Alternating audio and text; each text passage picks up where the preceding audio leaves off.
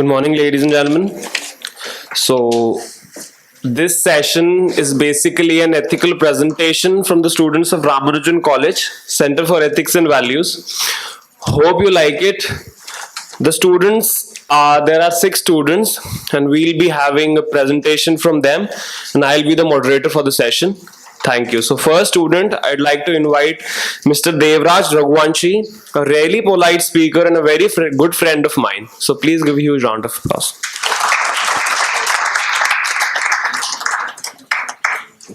Well, first question arises. What is ethics? Why we are sitting here? And we are sitting here to know its purpose. So basically ethics is are moral principles that governs human behavior, that tells what is right and what is wrong. Disregard of what you wear, what is your skin color, what you do. These principles are universally acceptable. They are acceptable on each and every single human being present.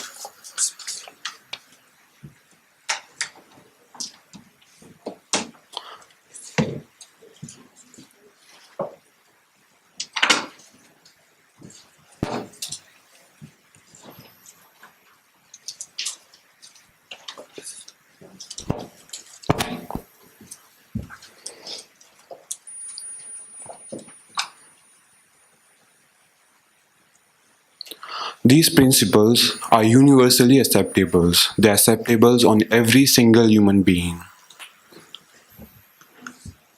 Well, for me, ethics is something that brings mankind closer, that initiates love, compassion, and kills greed and all the negatives that in this era are making chaos.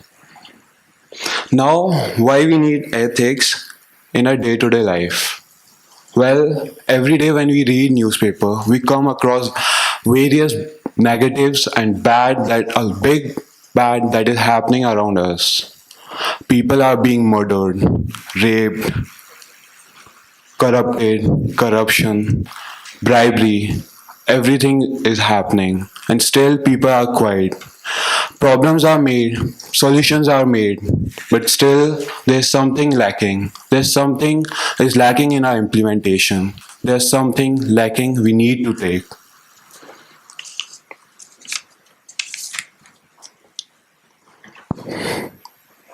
A few days back, a 8-year-old girl was gang raped and then she was murdered. Is this society what we are creating now? Is this we are heading to the future? Is this what world we want to create? These certain questions arise when we hear these newses. Every day a single girl, around 878, every day 878 women are being harassed, murdered or gang raped. What is it happening? Why this all is happening around us? This is not about that small girl, but it's about the mankind. It's about us, existence of us. It's killing us. We have created structures, buildings, good infrastructure, but we have failed to create a good heart, a good human being. And that is all these cures are happening. And this has also led to a gradual erosion of values from the society. Well, everyone sitting here holds a ethical and moral responsibility to share the knowledge and ideas we are sharing with each other, and to share these ideas from the people who are sitting outside this hall, who are outside of this hall, so that we can spread the message of ethics. Thank you.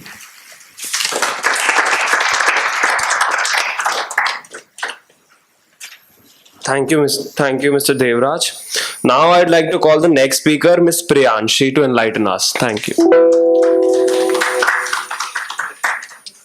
A very good morning to one and all present here. I would now like to bring upon your attention on the next significant issue, which is in relation to our major theme. I would begin with some few questions.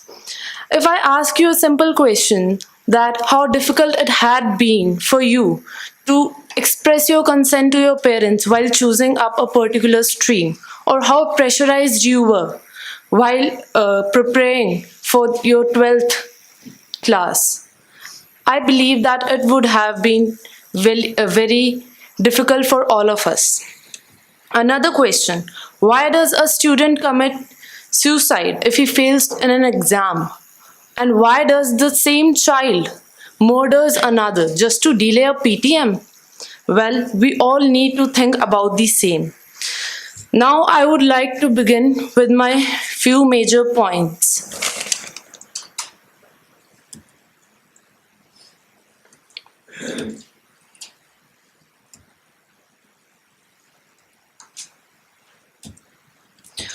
Our society lacks universal ethics.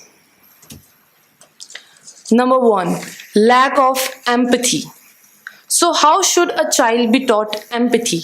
And in a world which is wired towards attaining success, is it necessary to teach a child such soft skills? Well, the answer lies in Michelle Borba's book, Unselfie Empathetic Kids: Why Empathetic Kids Succeed in All About Me World. Tuning into the feelings sensitizes kids to other people's feelings and helps them to take on another person's perspective. What is the advantage of teaching empathy to a kid? Well, it is very huge. Kids who are able to understand, recognize, and express their emotions are considered to be more helpful, resilient, healthier, and popular. They do better in schools and are more apt to help others. The question is, why some people lack empathy and why our friends sometimes shun each other when we need them the most. Giving an example. Are you okay? You seem distracted. Ask Alice's co-worker. Yeah, I'm just fine. It's just my mother is in the hospital again and I don't think she will be able to make this time. As she reaches to take a tissue to wipe her tears, she is surprised to see and looks up that her co-worker has vanished.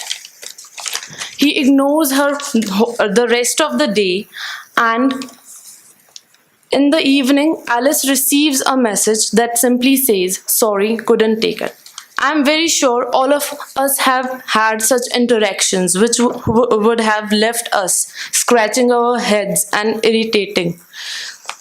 But the question is, why does it happen? The people we consider as our friends, decent and kind people, seems to abandon us when we need them the most. Here's the problem. Both the parties feel that their feelings have been trampled. When we view the suffering of others, it causes us to suffer as well. So we develop strategies to protect ourselves from those sufferings. Instead of developing such strategies, one must develop the feeling of compassion. Here, compassion means a feeling of concern for others' suffering instead of running from them. So, compassion training programs are conducted to develop empathy and how to share the emotions of other peoples and how to react to such situations instead of running from them. Coming to my next point, communal disharmony. Well, communal disharmony is primarily a social problem caused mainly by social issues and social inadequacies. So let us all work for inclusive development and defeat the feeling of hatred and violence. Can we all get along? We should all stand up against the violence in the name of sacred. We must not forget how big we are. We are a nation of 1.3 billion population. The other thing to remember is the ethnic diversity of India, which is very unique in itself. But it is also said that more the diversity, more will be the differences. Is that true? And if there are differences, then have we ever thought that who sowed those differences? The answer is here. The seeds of communalism were sowed by the Britishers with a view to kill Indian nationalism. And now, after independence, some politicians and people fanned the fire. The extent and intensity of social communal exploitation in India has been coming down over time. This mostly thrive where the economic condition is poverty and prejudice driven. Whereas other countries are reaping the benefits of all round development and efforts are being put by their government. Similarly, if our government puts such efforts of all round development, then people will definitely forget their caste and illogical demands and intergroup feelings of hatred will be disappeared. So the onus is now on us and our government, what we choose.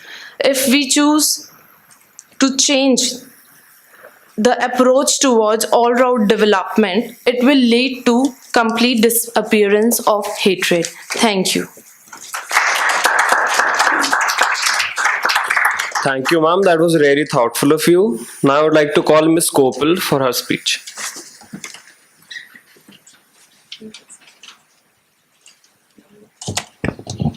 Good morning to one and all present here. I am Kopal Awasthi and I would like to speak on the topic the drawbacks of our current education system. As a college student, I have passed my school life, my school years, and I know very well the current education system's drawbacks. Why we students feel depressed, lonely, why the students are even afraid of the teachers, why only a single page of mark sheet decides our whole future. Now, I would like to tell you point by point the drawbacks. First is covering up the course.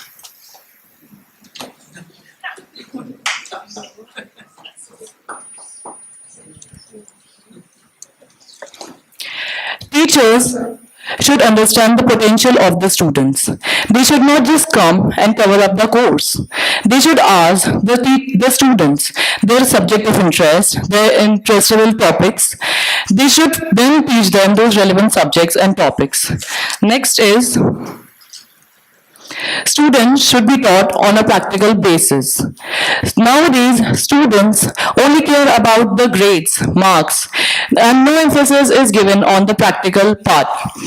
The teacher should teach them not theoretically, but practically. For students, understanding has shifted to muggling, and no emphasis is given on the exact knowledge of the fact. Next is improper marking and grading system. The grading system should be abolished completely by giving grades like A plus, B plus, A, B, etc. A student doesn't get to know his exact performance, where he's standing and where he's lagging behind. If the marks are given to the student, he will be able to understand his exact performance. Next is lacks in teaching overall development. Overall development is very important in a student's life. He should be taught how to face the world, how to behave well in a society. Communication skills and public speaking habits should also be increased in a student's life. Next is disparity in various streams. Education system doesn't provide choice to the students. That is disparity in various streams. A student has no choice but to graduate in science, humanities, arts, and commerce. That's it. Even if they are ultimately going to be musicians or dancers. If a student wishes to make a career out of her hobby, she first have to convince the entire society before going ahead with the plans. Next is chalk and talk system of studies. The education system is firmly stuck with the old chalk and talk system of studies. They should be taught with ethics and morals. The teaching should include social and moral values. More focus should be there on the value education. Next is too many examinations. Our education system holds too many examinations for qualifying, selection, entrance, etc. in a short span of 4 to 5 years after completion of the school life. In the process, students lose interest in sports, creative pursuits, etc. Next is it promotes private tuitions. Private coaching institutions in India do not teach the students how to become a well citizen, how to start a business, how to carry out a research work. They just prepare the students how to pass the board exams or how to qualify in the entrance examinations. Despite attending 7 to 8 hours in school, they are attending the private tuitions. Why? Why is it necessary? Students who do manage to qualify in various entrance exams lose interest in academic, research works, experimentation right after they make it to the best schools. Next is students and end up as a jack of all trades and masters of none. Young school students in India are made to study as many as 7 to 8 books of different subjects from a very young age. They learn something from everything, from civics to geography and from language studies to trigonometry, but fail to focus on one particular subject and excel at that alone. This is the reason why these students fail to carry out research work or have little or no pursuits later on in their lives. Next is right to better education is affected by a student's caste or religion. Reservation in India is a very important topic that needs to be highlighted on top of the priority list.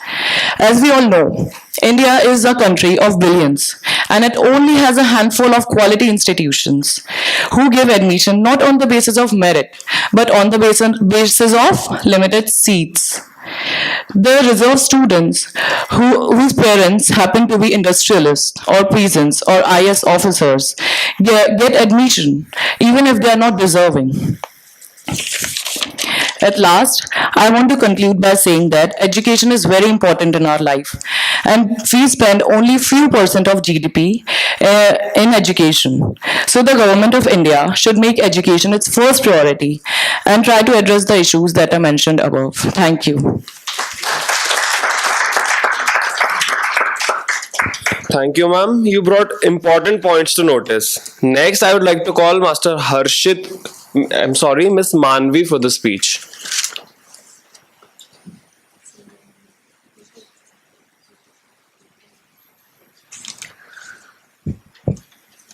Give a man a fish and you feed him for a day.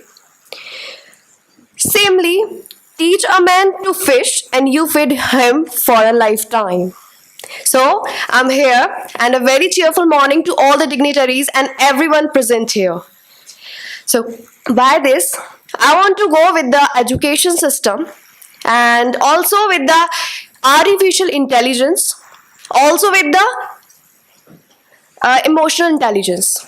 So, now here we starts with emotional intelligence. What is emotional intelligence?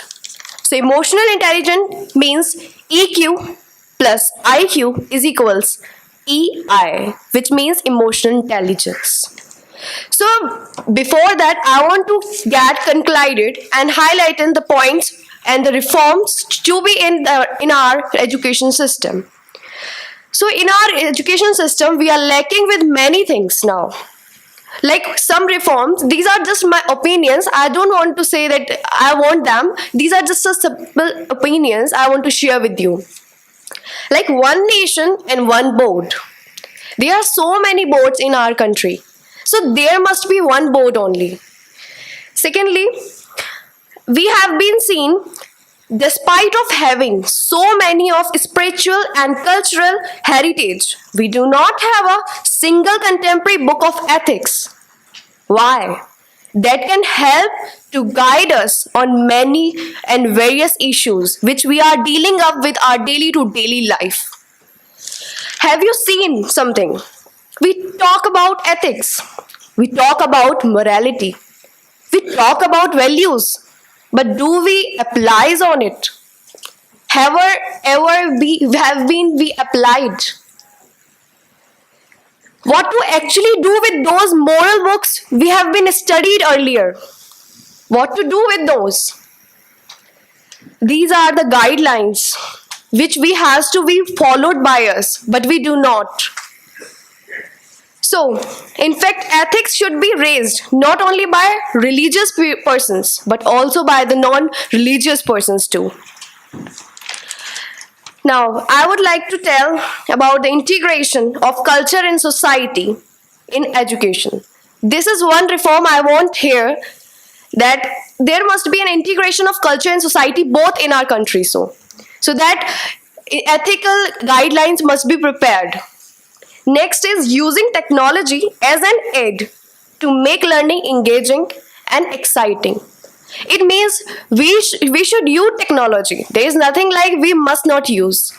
We should use, but at the point we really need it to make it exciting and expressing only. Third is involving perspectives of several social activities and psychologists to enhance education system. Making a readdressal system more feasible to students. Creating a frank zone where people can talk frankly about their problems. Like children and students can talk frankly about the problems they are having and the problems they are undergoing with. Actually, the children goes with many problems. The pressure parents put, the pressure by the parents, pressure by the teachers, and pressure by the society too. So there must be a platform in every school, college, and every institution so that they can share their problem freely. Now, as the word suggests, that it is not only about either emotions or intelligence. It is the integration of two of them. So basic traits like empathy, respect, trust, etc. should be focused upon moral education. Now, this is only we have choosely. This is wisely we are going to choose. At last, this is the point I'm going to tell about education reform. Shall we live in a way that disrupt our relationship, can create clashes, our whole planet, name of humanity, sentiments, and to the last, our whole lives? We are living in a system which do not follow ethics, and at last, our lives are affected by it. So, all we want an environment which can heal and support all inhabitants, remove poverty, fear, exploitation, and degradation. According to a research which was conducted by Yale University for emotional intelligence shows that students with higher emotional intelligence are better prepared to manage their emotional lives so that they can focus, learn, and do their best in school. As these children learn to manage their feelings of anger, disappointment, fear, and anxiety. So, they learned to be more empathetic and build positive relationships. At all, emotional intelligence is much more better than artificial intelligence because machines are made up by man. Machines do not create man. Secondly, some emotional intelligence, I want to explain it further. Emotional intelligence is one's ability to recognize his own emotions. Emotional intelligence is one's ability to recognize his own emotional intelligence, his own emotions, and that of others at the same time, and controlling, managing those emotions wisely so that they can adapt the environment. Emotional intelligence is the capacity to be aware of, control, and express one's emotion to handle interpersonal relationship judiciously and empathetically. Also, it is the capability of individual to recognize their own emotions, those of others, discern between different feelings and label them appropriately. Use emotional information to guide thinking, adjust emotions, to adapt to environment, to achieving one's goal.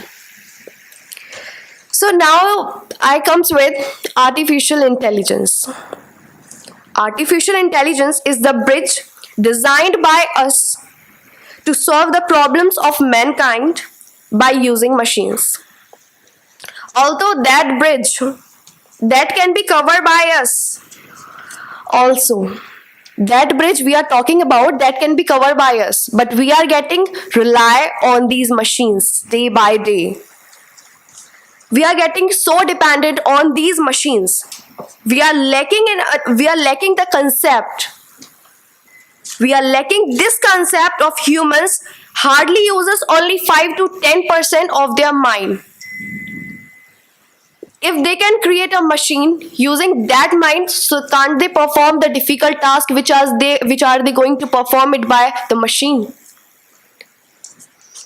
There are so many efforts and capability doing all those things alone, but we can perform it without relying them on interdependently. So we humans are getting indulged into those machines and gadgets that mind was capable of more perfectly. We are religiously rely on these machines. Even our creative mind has stopped working, but we do not pay attention. We are still relying in. What can be much more worse than it? It depends on a strong will. If that will can create a machine for that difficult task, then definitely that will can also make work done without any imperfection. So it means perfectly. So why to get dependent on these things? I'm not saying that boycott these advanced technology. My point is not going against these robotics or advanced machines, but to limit their uses from every time to sometimes. Even I believe these technology help a lot and are a good means of helping hand. Because of them, many problems get generated. So like, if we take an example of phone, laptops, TVs, so they emit a very harmful rays, which are actually lethal for our health. So keeping in touch with these give rise to various health problems like internal heating of body tissues, cancer, and so on. No all artificial intelligence materials possesses the same, but yes, they affects a lot many times. Like machine intensive work are there. So firstly, these machines use fuels or products like this. So the environment gets affected first of all and results in harming environment. Second thing comes around, they can get paid will be definitely going to make limit this poverty. So ethical perspectives, I want to say lastly one thing, that ethical perspectives consist of poverty reduction, because ethical perspectives goes for social norms goes for political processes goes for policies definitely, and policies comprises of poverty reduction. So thanks for listening. Thank you, ma'am. Finally, I would like to call my next speaker, Mr. Harshit. Please. Thank you. I'll ask the speakers to please adhere to the time limit. We are running short of time. Please, sir.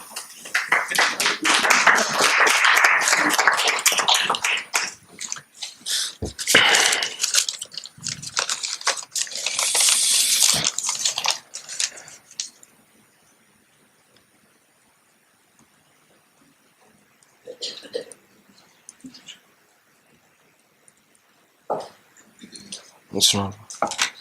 So my topic is emotions. We all have emotions. We have bad emotions, we have good emotions. Emotions are just like part of our life. We cannot escape from. Emotions are inseparable from our body, our mind, our heart. They are inevitable. Today, the trending social word replacing the emotion word is vibe. Like we all have heard positive vibes. If we are in good mode, we have positive vibes. If we are in bad mode, we have negative vibes. Many philosophers and psychologists have quibbled over a century to come out with a precise meaning of emotion. According to Oxford English Dictionary, emotion is any agitation or disturbance of mind, feeling, passion, any vehement or excited mental state. We all are human beings, the thinking animal. We think, and as we think, there's change in our thoughts. As there's a change in our thought, there's change in our emotions. We have good thoughts, suddenly we turn to bad thoughts or bad emotions. So my question here is, do we really happily accept this change in our emotions? Or it takes some time? It can take some time, it's natural. And the third option is, do we really ignore those emotions? Those change in our emotions. If something bad happens, we ignore it and start living with the life, with a new flow. The first one is very easy. If we happily accept the change in our emotions, bad happen, we ponder upon that, we take out the solution, and okay, it's easy, it's healthy practice. And the second one is, if it takes some time, it's difficult, it's natural, it will take time. Talk to parents, talk to teachers, your friends. And the third one is, if we ignore our emotions. If we ignore our emotions, it's lethal, it's dangerous, it's dreadful, trust me. I do the same.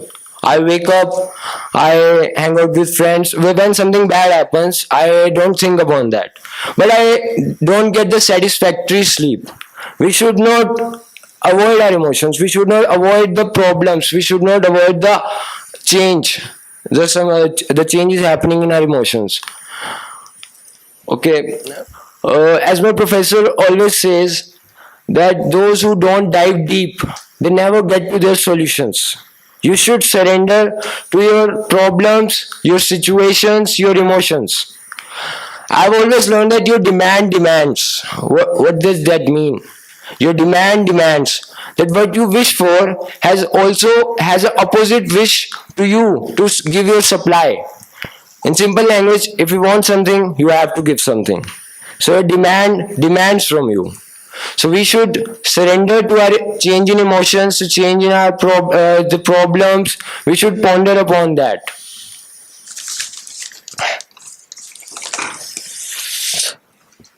If we do not do this, trust me, we will be in the problem. We will be in serious problem. We will be. When I ignore my emotions, my change in emotions, I wake up at 8, going to college, work, hanging out with friends, grabbing burger, catching a bus, logging into Netflix and sleep. I don't get satisfactory sleep. I don't get the next morning I wake up, kya soya. I don't get this. So we should ponder upon our emotions and think upon that. No achievements will gain, no tears will wipe, and no happiness will cherish. So I'll speak upon emotions again. Emotions are just like wet cement, like a children, or like a wet cement, like whatever falls on it leaves an indelible impression. The upbringing of children and emotions are just the same. Upbringing of children mentally and physically both are important. Parents play an important role in that. I tell you my example. I tell you an example of career choice in my life. What happened? About 1.5 years back, my elders family wanted me to do a chartered accountancy course. They wanted me to do CA, but I didn't know what to do in my life. But I also didn't want to do CA. So if I keep blaming on my parents that please you are responsible, you didn't care of my emotions, you are forcing me, I wouldn't be standing here in front of you. I tried to explain my parents and they were molded. They were pushed. I had many discussions with them. If now in current view, children are blaming their parents and parents are blaming their children. Youth is blaming the elders and elders are blaming the youth for emotional problems. Then who wants the blame? Who has the fault? Who is the wrong person here? There is a serious need of coordination between parents and children. to bring ethical and social change in their emotional lives. And last, I'll read a poem of Prince E.A. I quit. I quit.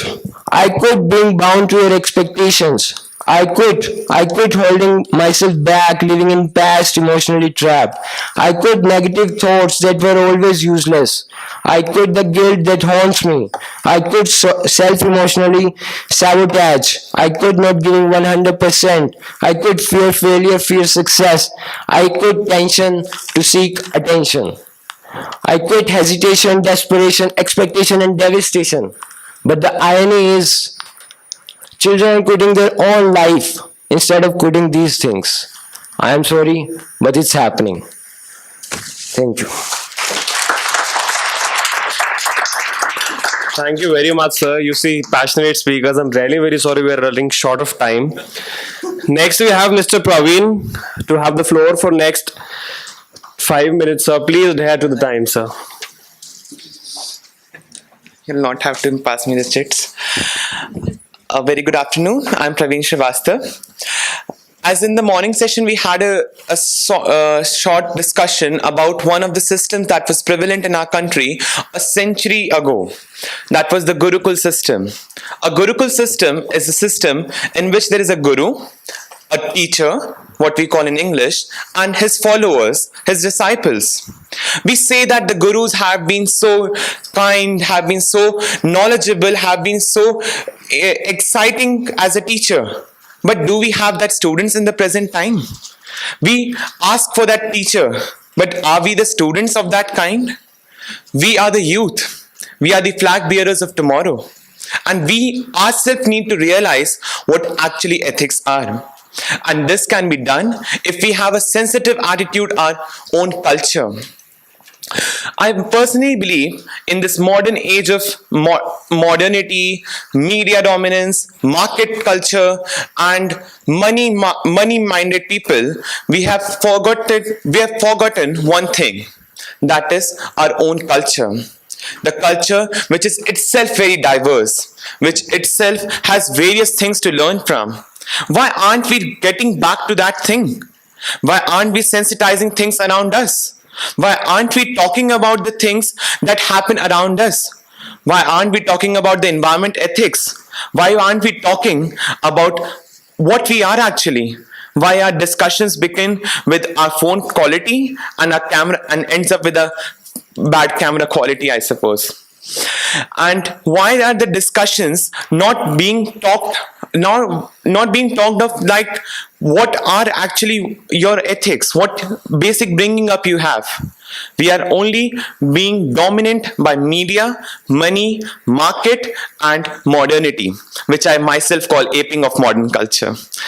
And running behind it so blindly is definitely acting foolish. I've somewhere read that if charity begins at home, spirituality begins at God. And if you are not believing at one's creator, so how could you believe at one's creator? Sorry, for the time constraints, I'll have to wind up my speech. And as I said, that spirituality begins at God. We need to realize the spirituality within ourselves. We need to realize the difference between God fearing and God loving. Ethics has nothing to do with your ethnicity, I suppose, but it has to do with your conscience. Your conscience is the guide, and it will motivate you to get ahead in the future. Thank you, and have a nice day.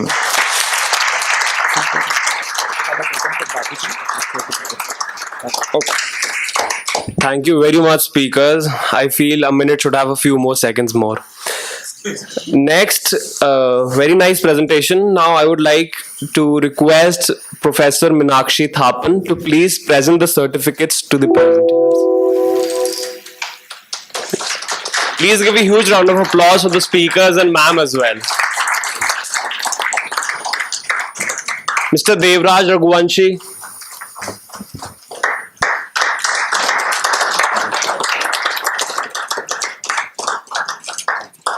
Miss Priyanshi.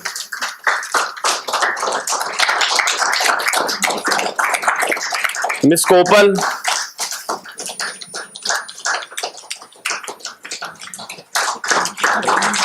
Miss Manvi, Mr. Harshit,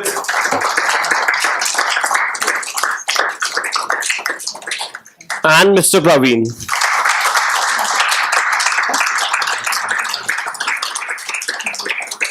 This had been a nice session, and I'd like to present a gratitude to Tibet House for giving us this opportunity, to the students. Now I would request you all to break for tea, and the next session will start at 12:20 sharp. Thank you everybody for being so patient, audience, and thank you.